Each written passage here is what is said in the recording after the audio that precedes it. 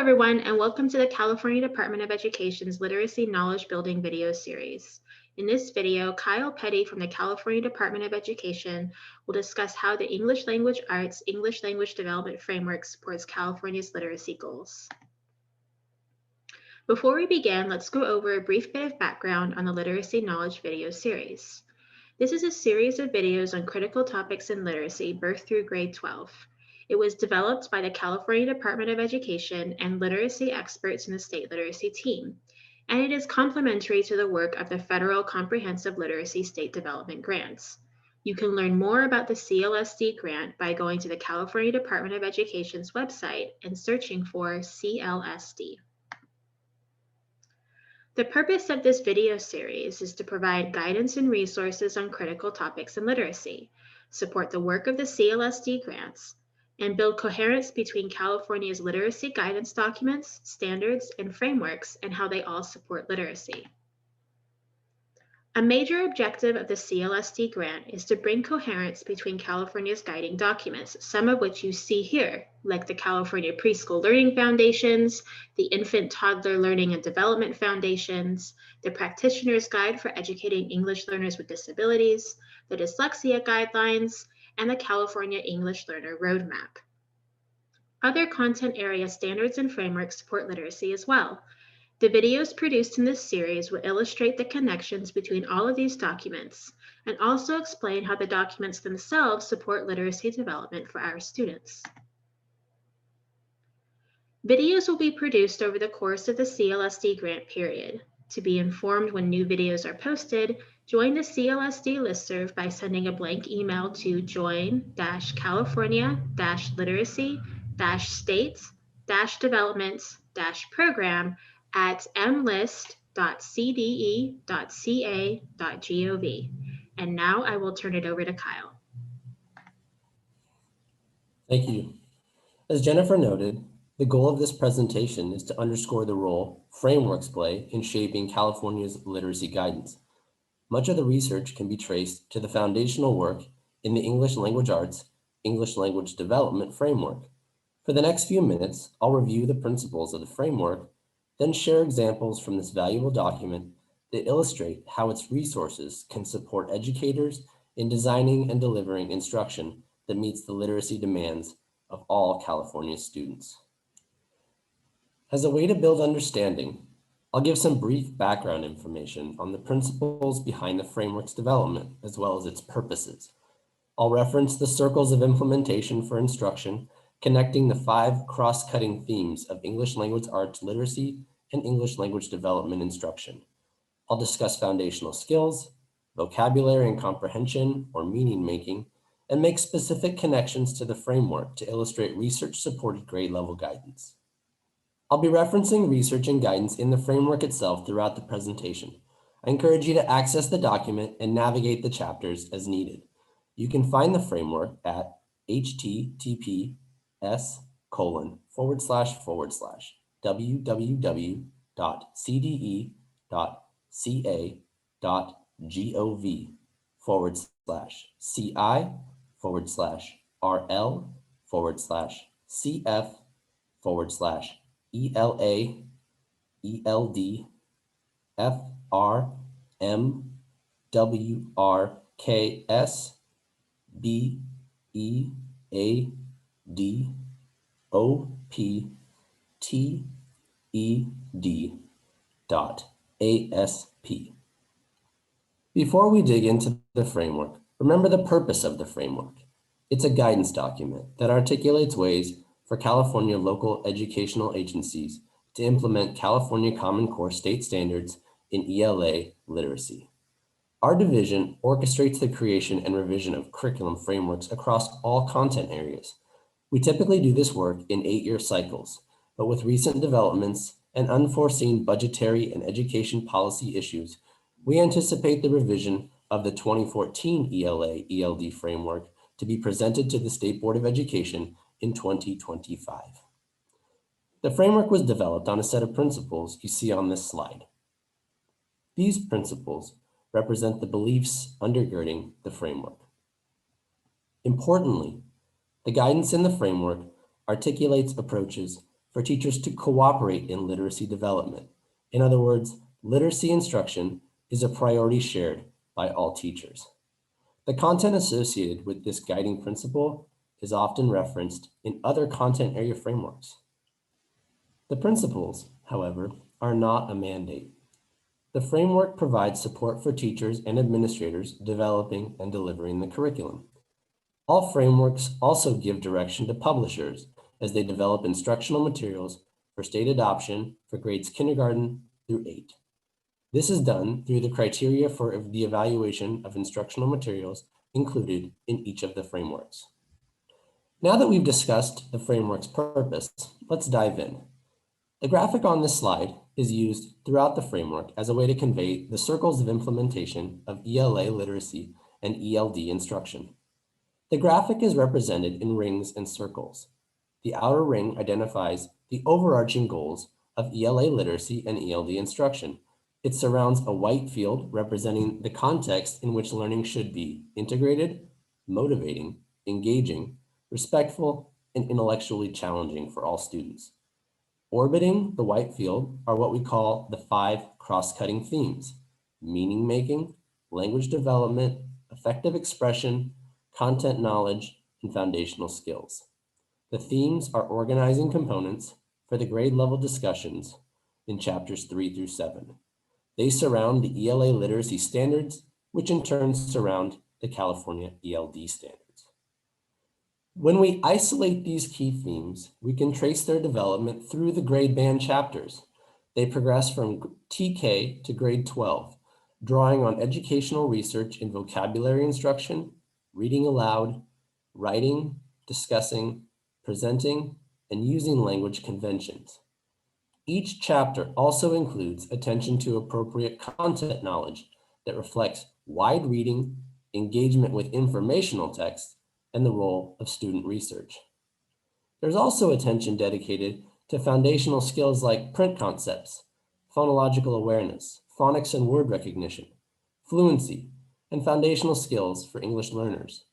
As we will see, these are followed by grade level guidance that can be particularly valuable for educators, creating broader support structures for students who need the knowledge outlined in the standards. The development of literacy, especially for teachers of younger students, comes in large parts from explicit and systematic instruction in foundational skills.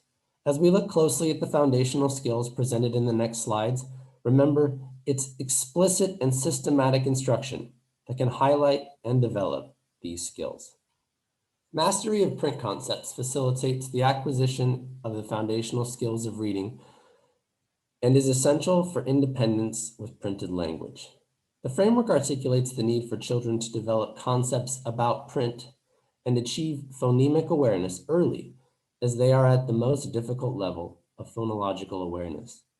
The framework focuses on the importance of learning letter sound and spelling sound correspondences and how teachers can use that information to help students decode words. Students gain fluency, which emphasizes accuracy of progress also being made in automaticity and prosody during this span. When provided supports, accommodations, and research-based instruction, students with disabilities master foundational literacy skills.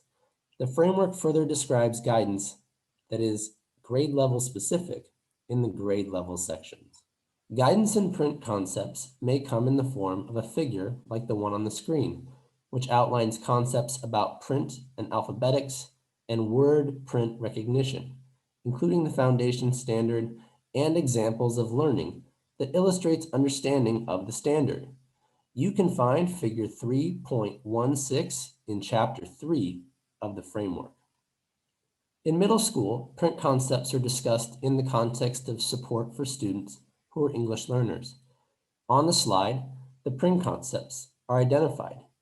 The way skills are taught and how quickly the students can be expected to acquire the basic skills and move on to higher level reading and writing depending on their age, cognitive level, and previous oral and written literacy experiences in their native language and or in English. This table is excerpted from chapter 6 of the framework. To convey guidance on phonological and phonemic awareness, the framework draws on the results from a study by the National Reading Panel. It guides educators to help students understand the logic of and gain independence with the English written system by increasing their awareness of phonemes that make up spoken language. Phonemic awareness is crucial for developing an understanding of the alphabetic principle, which is that individual sounds in spoken words can be represented by letters or groups of letters in print. This is one of the many figures in the framework that provide information and examples to support the teaching of phonological units. The grade band section for transitional kindergarten through grade 1 provides units of speech, their definition, and examples that promote understanding and can guide planning. The slide shows figure 3.8, which can be found in chapter 3 of the framework. The framework echoes research that shows children who become familiar with the purposes of English symbols learn how the alphabetic code works. The framework draws on studies showing children have better future prospects as readers if they develop understandings about and facility with the alphabetic code by the end of second grade. The framework addresses this progress in transitional kindergarten through grade 1, noting that the grade span is a crucial time for that development. Guidance in phonics and word recognition include examples that illustrate mastery of grade level standards. Since the foundational skills standards are intended to guide instruction for students in kindergarten through grade 5, these standards need to be adapted in middle and high school, using appropriate instructional strategies and materials to meet the literacy needs of English learners and addressing the need to teach foundational literacy skills in an accelerated time frame. In particular, the curriculum needs to be flexible so that it can address the different profiles of secondary students needing foundational literacy skills instruction. Figure 3.33 on the slide can be found in chapter 3 of the framework. The framework provides strategies to create meaningful reading activities that support the development of fluency. It notes that fluent reading enables students to devote the mental energy necessary to comprehend text. Time is provided for independent reading in school, and children and their families are encouraged to read at home. One technique for developing fluency in grade 1 is through repeated readings of the same text to develop familiarity with automaticity. This guidance from the National Reading Panel clarifies that rereadings should be purposeful, such as when children prepare for a performance. In grade 1, children will read on-level text with purpose and understanding, read on-level text orally with accuracy, appropriate rate, and expression on successive readings, and use context to confirm or self-correct word recognition and understanding, rereading as necessary. The primary way to support students' fluency is to ensure accuracy in decoding and engagement in wide, extensive reading of texts that are neither too simple nor too challenging. In addition, students are given authentic reasons to reread text because rereading also supports fluency. For example, they may read a famous speech aloud in order to understand the impact that spoken language has on audiences. There's also ample attention to grade level vocabulary support, specifically in the importance of deliberate, intentional vocabulary instruction and the ways the environment helps to create opportunities for children to learn and use vocabulary. This content snapshot from the ELA ELD framework provides a glimpse of an integrated lesson organized for ELA, ELD, science, and history social science standards in kindergarten. The snapshot provides a practical look at the ways vocabulary instruction enriches classroom discussion and develops students' ability to convey understanding of content. It can be found in chapter 3 of the framework. At the secondary level, teachers might explicitly teach select general academic vocabulary words or particular grammatical structures so that the students feel confident in using them in their own writing. Teachers provide sentence or paragraph frames for key phrases and perhaps provide bilingual dictionaries and thesauruses so the students can include precise vocabulary related to the topic and text structure. The slide includes a screenshot of an integrated ELA literacy and science lesson in grade 10.